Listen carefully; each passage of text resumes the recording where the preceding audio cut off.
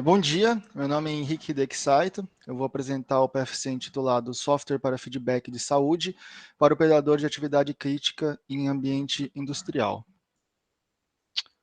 A apresentação vai ser dividida em contextualização, protótipo, sistemas, resultados e conclusões.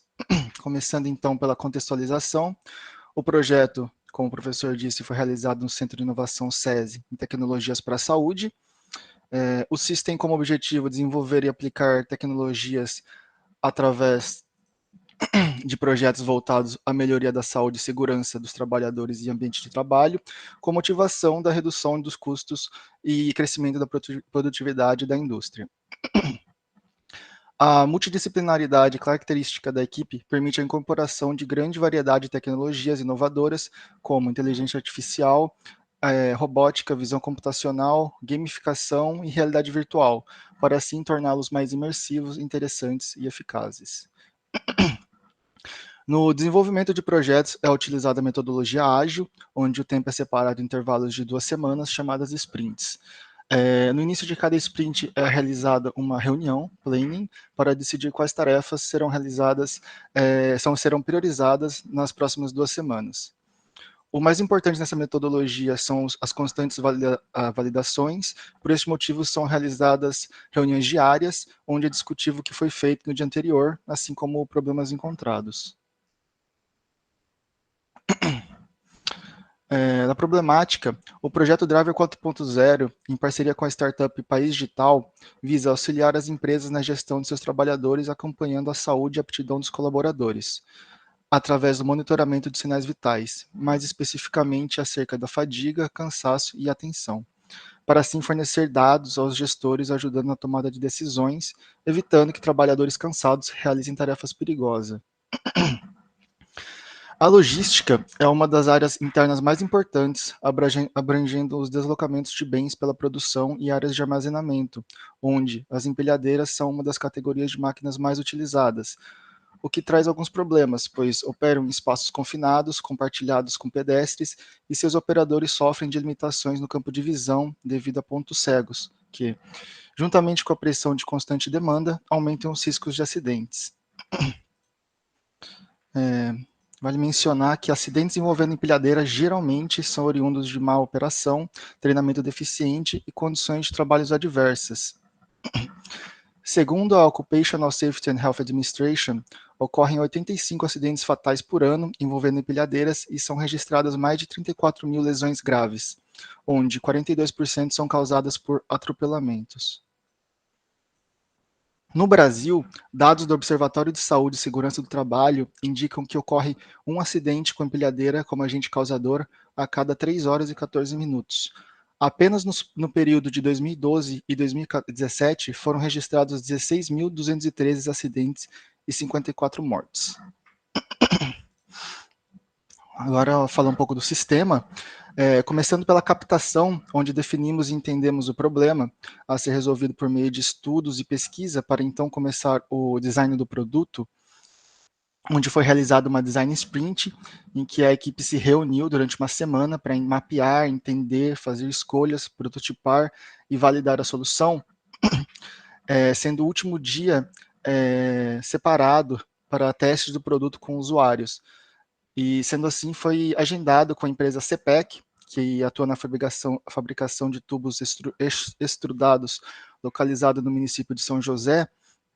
Lá a equipe encontrou o responsável pelo setor de logística e os funcionários do mesmo, que participariam dos testes. Foram feitas coletas de dados utilizando o eletrocardiograma e a simulação do uso do questionário para coleta de respostas sobre sono, disposição e emoção. Participaram dos testes operadores de empilhadeira, líder de equipe e gestor, e validou seu interesse na visualização e acompanhamento dos sinais de alteração nos operadores. Aqui temos 2 imagens mostrando a CPEC e a empilhadeira em si, né? E finalmente foi definida uma primeira solução, como mostra a figura. Um dos pontos a ser validado era o uso da câmera na empilhadeira, que foi dispensada devido à alta vibração do equipamento e a necessidade de validar essa implementação com as empresas fabricantes de empilhadeiras, além de ter problemas de identificar o rosto do usuário devido à alta variação dos ângulos. Na imagem anterior, o usuário dirige olhando para o lado, né? E ele precisa ficar olhando ao redor para poder dirigir. Seguindo a figura, a primeira solução ficou definido que a solução iria captar dois tipos de dados, fisiológicos e, e feedback do usuário, sendo ambos os dados traduzidos para valores e enviados para o back-end, que salva no banco de dados e faz a requisição para enviar para a interface de usuário quando necessário.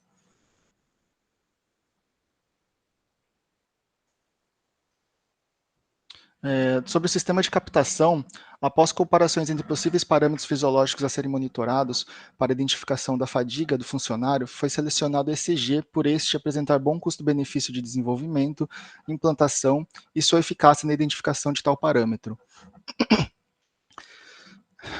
Entre outras vantagens do ECG estão a inexistência de contraindicações, sua simplicidade, resposta em tempo real e sua ampla utilização, o que acarreta em uma grande quantidade de documentação e pesquisas.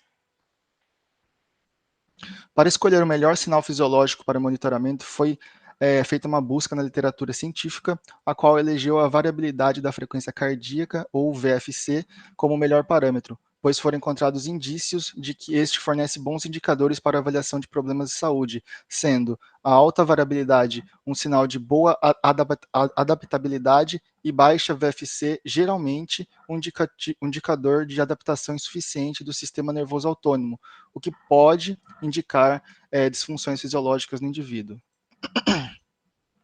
Aqui temos umas imagens do hardware de captação. Quanto ao hardware de captação, foram utilizados o Raspberry Pi, pois armazena, processa os dados e possui protocolo de conexão com a internet.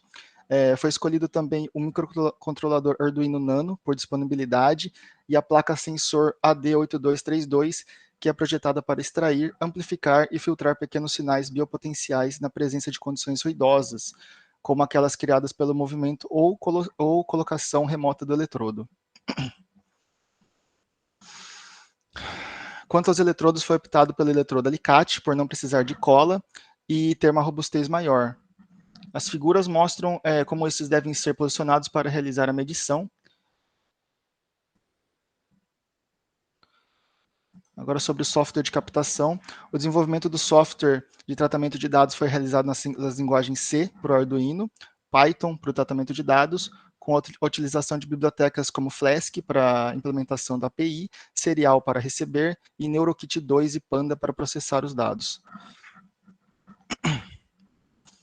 A imagem mostra a distância entre dois picos utilizada para medir a frequência cardíaca. É só um exemplo dos dados que a gente conseguiu medir. Agora, sobre o back-end, o desenvolvimento do back-end foi feito utilizando Spring, que é uma framework amplamente usada para desenvolver APIs REST, e Java Spring Boot é uma ferramenta que agiliza o desenvolvimento de aplicativos da web e microserviços com o framework Spring.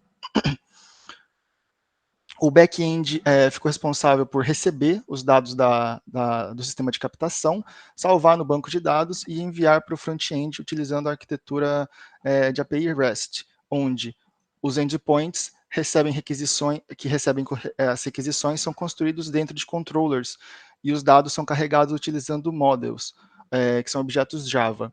Existe uma correlação direta entre os models e as tabelas do banco de dados. Aqui tem uma imagem de como funciona, então a interação entre controller, view, model, o banco de dados e as requisições e na direita temos a implementação de um exemplo de implementação do controller, né? Aqui temos um exemplo do model, e é muito grande, não ia caber tudo, mas dá para ver a correlação. Esse é o model de usuários e a tabela usuários, né? Então tem os mesmos atributos.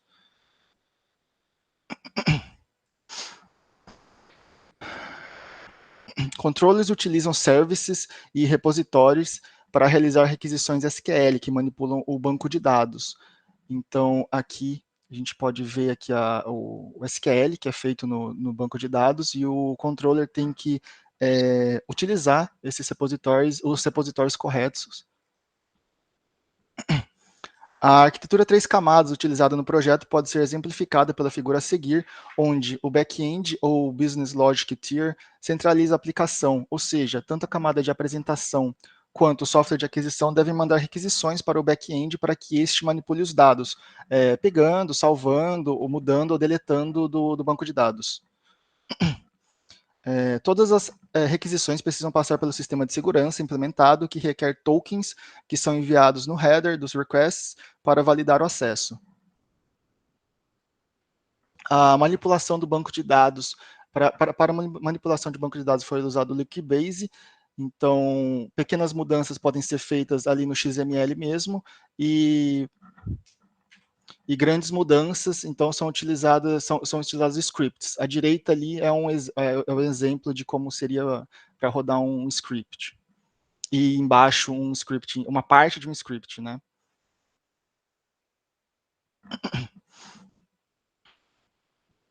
A estrutura do banco de dados é representada na figura pelo diagrama ER, ou Entity Relationship Diagram, mas, por ser muito grande, à direita tem uma imagem aumentada de uma parte do diagrama que mostra algumas tabelas, mas, principalmente, a tabela usuário e seus atributos. Dentre os atributos, o quinto é o token mencionado anteriormente, que é enviado junto com o header, né? Agora, sobre a interface de usuário, foi desenvolvida utilizando o Angular, né? Que utiliza HTML e CSS para mostrar elementos e estilizá-los, respectivamente. E TypeScript para implementar lógicas, fluxos, manipular dados, etc. Cada componente gerado em Angular já tem os arquivos HTML, CSS e TypeScript, e eles são conectados da forma da imagem da direita. A linguagem HTML permite conectar e mostrar dados de várias formas, como interpolação, property binding, styling binding, etc. No projeto é utilizado majoritariamente two-way binding, onde as mudanças na view, ou HTML, alteram o model, o TypeScript, e vice-versa.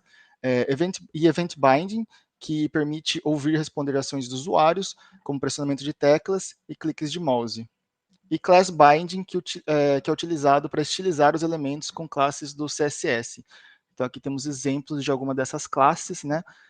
E a estilização de componentes foi implementada de forma responsiva, utilizando distâncias dinâmicas e media queries, que consiste em uma técnica CSS introduzida no CSS3, incluindo um bloco de propriedades apenas se uma determinada condição for verdadeira, como o tamanho de tela menor ou maior que um determinado tamanho, por exemplo.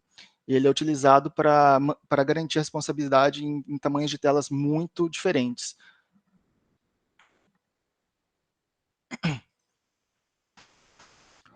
A camada de apresentação se comunica com a camada lógica de negócios utilizando serviços, onde, para cada tipo de ação diferente, como requisitar todos os usuários cadastrados no banco de dados ou criar um novo usuário, é utilizado um endpoint.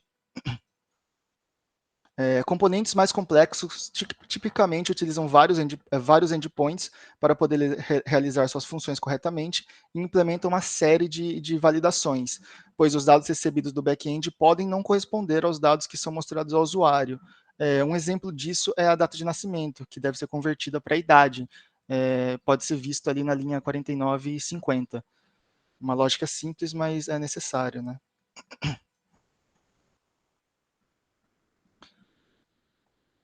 A navegação entre componentes do sistema é implementada através de um módulo de rotas, que pode ser visto na imagem à esquerda, que checa se o usuário está logado e suas permissões antes que se possa acessar as telas.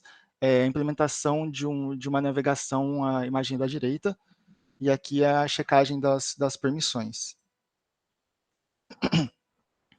Atendendo os requisitos do sistema, foi implementada também a funcionalidade de recuperação de senha, que envia um e-mail para o usuário, gestor ou administrador responsável, caso o usuário não tenha e-mail cadastrado. Então, caso o colaborador não tenha um e-mail cadastrado, é enviado um e-mail para recuperar a senha para o gestor que cadastrou esse usuário. caso ele queira recuperar a senha, né? Agora, sobre a interface de usuário dos colaboradores, seguindo a lógica de negócios, existem 3 tipos de usuários, administradores que cadastram gestores, que por sua vez cadastram colaboradores. E após ser cadastrado, o colaborador pode então entrar no sistema e no primeiro login ele tem que preencher um formulário com seus dados. E então, e só então é direcionado à tela inicial. Vale lembrar que depois do primeiro login, o colaborador sempre é direcionado à tela inicial e que na imagem os dados da esquerda só são mostrados se o usuário já realizou medições e completou feedbacks. Esse gráfico em barra, por exemplo, representa a média de todas as medições daquele usuário específico e as setas representam a última medição feita. As cores são calculadas a partir da média, mais ou menos, desvio padrão. Então, a média fica bem no meio, o mais desvio padrão, e aí depois disso fica verde, e o menos desvio padrão depois disso fica vermelho. Isso é feito para respeitar a individualidade de cada usuário. Ao pressionar o botão de iniciar a medição, o sistema mostra algumas recomendações antes de iniciar a captação dos dados. Então, dão algumas dicas para o usuário para fazer a medição corretamente. A coleta leva em torno de 1 minuto e encerra automaticamente. Após a medição, o usuário é pedido que o usuário preencha um questionário rápido para, então, encerrar o processo. E caso seja a primeira coleta do dia, o colaborador é lembrado de realizar a segunda. O protótipo foi projetado para que o usuário realize 2 coletas por dia, para que assim seja possível identificar as mudanças nos parâmetros. Durante a segunda coleta, o usuário não informa como foi sua noite de sono novamente, mas ele preenche o feedback, né? Agora a interface de gestores. Gestores e colaboradores têm acesso à funcionalidade de mudar e recuperar senha, assim como podem visualizar seus dados, porém, apenas gestores têm acesso à lista de funcionários, acompanhamento individual, então ele pode acompanhar se tiver um usuário com sinais de desânimo, por exemplo, ele pode acompanhar e ver os seus dados, e o dashboard, que é onde a gente resume todos os dados que achamos relevantes. No dashboard é mostrado quantas medições foram feitas no dia, destas, quantos usuários representam sinais de ânimo ou desânimo, assim como sinais de disposição e fadiga. Exibe também um resumo da equipe e a quantidade de medições ao longo do mês. O projeto ainda está em andamento, né, está na fase de finalização, então o dashboard é um bom exemplo de que alguns desses gráficos já foram implementados e alguns ainda estão sendo trabalhados.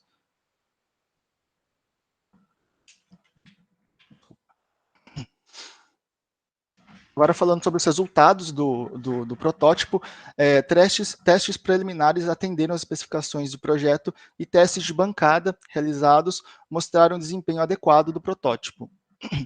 As estratégias escolhidas para a execução do projeto foram adequadas no decorrer e se mostraram aderentes aos objetivos propostos. E a seleção da variabilidade de frequência cardíaca como parâmetro fisiológico a ser medido correlacionado com a funcionalidade de classificação do sono, emoção e disposição se mostraram corretos nos testes iniciais. A interface implementa, conforme regra de negócio e design das telas, 3 perfis de usuário, onde o colaborador pode realizar login, resetar a senha, fazer coleta, responder questionário e visualizar suas informações, como mencionado anteriormente, né? E o gestor também pode fazer todas as primeiras funcionalidades e também pode acessar o dashboard. Além de se comunicar com o back-end usando o protocolo HTTP, utilizando a API REST, que também estava nos requisitos do sistema, o que permite enviar requisições de cadastro, edição, deleção de usuários e gerentes. A camada lógica do negócio, que realiza a troca de informações de login, armazena o token de autentificação e sessão de usuário do banco de dados, permite cadastro, edição, deleção dos mesmos e realiza uma série de queries SQL que retornam informações para a camada de apresentação. E realiza também comunicação implementa também endpoints para comunicação com o software de captação de dados, salvando os dados das coletas no banco de dados. Lembrando que todas as interações possuem medidas de segurança e checam permissões e tokens. Agora, conclusões do projeto. O projeto aqui apresentado nesse projeto de fim de curso faz parte de um projeto ainda em andamento. Algumas partes, como a finalização do desenvolvimento, bem como a aplicação do piloto da empresa CEPAC, ainda não foram contempladas. Mas, através de testes internos, utilizando indivíduos das empresas parceiras CIS e País Digital, foi possível uma avaliação inicial demonstrando o potencial da aplicação da tecnologia desenvolvida. O projeto pretende melhorar as condições do trabalho dos colaboradores, elevando sua qualidade de vida e aumentando a produtividade, gerando ganhos econômicos para a empresa e impacto tecnológico, considerando a baixa quantidade de ferramentas tecnológicas em atuação nas áreas de saúde e segurança do trabalho, muito menos voltados para acompanhar os funcionários diariamente e permitir ações antes que os incidentes ocorram. Por isso, o foco na experiência do usuário, ferramentas simples e de poucos passos. Para a empresa, o projeto apresenta uma vasta quantidade de oportunidades e já pretende ser utilizado como base em outra solução, que é o SafeBee, que vai ser com a Pascalotto, adaptando os mesmos princípios mencionados, só que para trabalho em altura. As soluções tecnológicas para assistir os trabalhadores como essas estão se tornando cada vez mais comuns e captando esses dados, mantendo em banco de dados, possibilitará, num futuro diversos, outros tipos de análises e correlações.